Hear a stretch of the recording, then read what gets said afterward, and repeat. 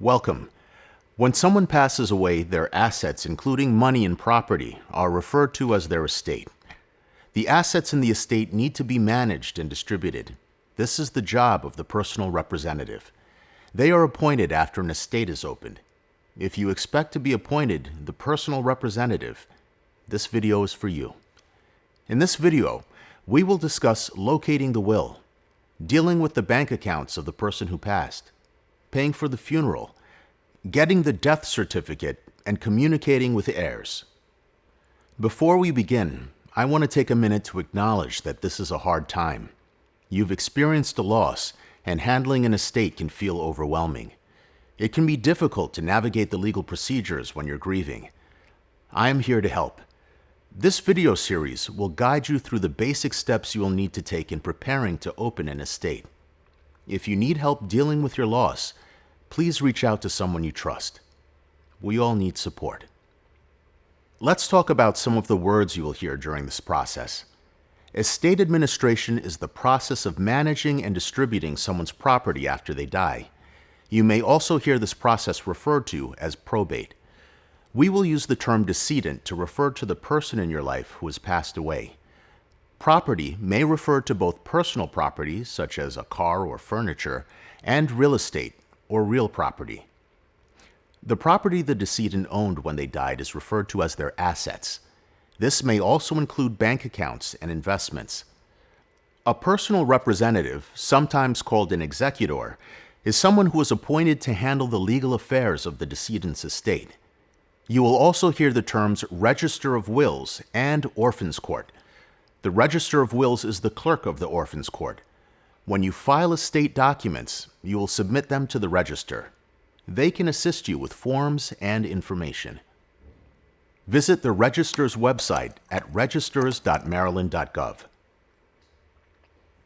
The Orphans Court, or in some counties the Circuit Court, can decide on legal issues related to estate administration. After the personal representative is appointed, they will receive documents from the Register of Wills called Letters of Administration. These documents give the personal representative the authority to handle the estate.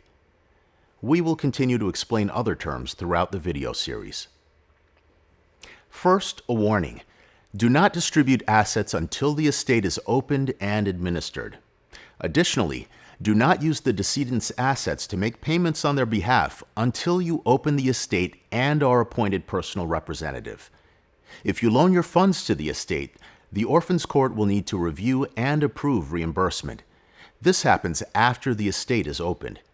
For more information on the steps to take after you are appointed the personal representative, watch our video series, Estate Administration for Personal Representatives. Let's move on and discuss the will. First, locate the original will, even if you have a copy of it. The decedent may have told you where the original is kept.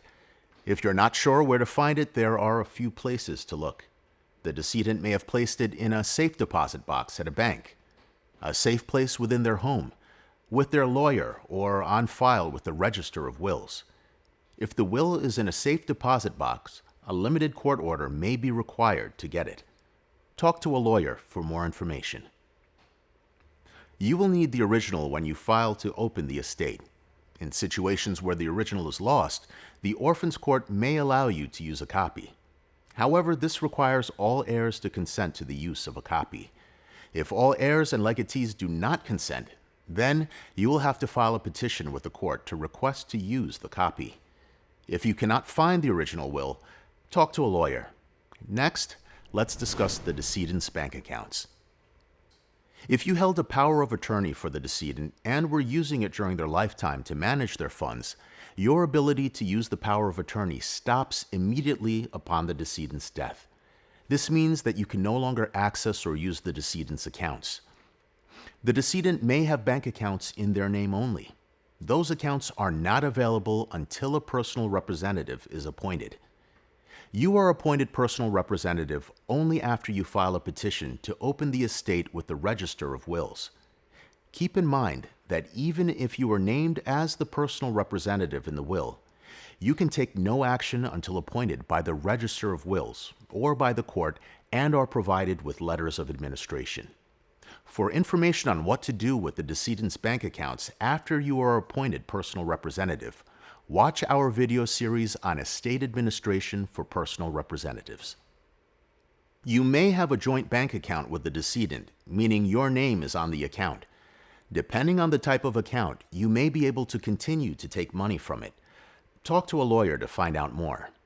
Keep in mind, the decedent may have also named beneficiaries for their bank account. This is normally called a payable on death account. If that is the case, that bank account will go directly to the beneficiary. Let's go over what to do if you receive payments for the decedent. The decedent may have been regularly receiving certain payments. This may have been Social Security payments or rental income. You cannot continue to receive these payments in the decedent's name. Stop Social Security payments immediately. Don't cash any payments received after the decedent's death. Payments, including for rent, will need to be made to the estate after the estate is opened. The decedent may also receive other kinds of payments, such as dividends or interest from investment accounts or refunds. These payments will also need to be deposited into the estate account. Let's move on and talk about funeral or memorial arrangements. After your loved one passes, you will likely be thinking about arranging a funeral. You may be wondering how to pay for it. A personal representative or someone else can be reimbursed from the estate for funeral expenses. This may include the funeral, burial, cremation, memorial service, disposition of the decedent's remains, and gatherings before or after a funeral, like a meal following the funeral. The funeral home may also agree to wait for payment until after the estate is opened. Check with the funeral director for how they handle payments. Remember, payment from the estate happens after you've been appointed as personal representative. You may need to file a request for an order for funeral expenses with the court. Check the Register of Wills website for more information. Now, we will discuss how to get the death certificate. The funeral director will prepare paperwork for the death certificate. Tell the funeral director how many copies of the death certificate you want. You will need one copy to open the estate, and you'll need at least one original death certificate for every bank account, investment account, or any other account of the decedent. Some banks may want to keep an original, while others may want to see the original but will then return it to you. Make sure to get enough original certified copies. The death certificate is filed with the Maryland Department of Health's Division of Vital Records. If you need additional copies later, you can get them from Vital Records. During this process, make sure you communicate with the heirs and legatees. Who are heirs? Heirs are people who are entitled to inherit the decedent's property when there is no will. Maryland law defines who the heirs are. A legatee is someone entitled to inherit the decedent's property under the will. If the will named you as personal representative, or there is no will and you plan to request to be appointed personal representative, it may be helpful to let the heirs and legatees know. You may also want to explain that you will be taking steps to open the estate. Remaining transparent throughout the process can help minimize tension. Explain the steps you will complete in the process and the timeline. Always remember that if you need help, you can contact an estate lawyer. I hope this information is helpful. Thanks for watching.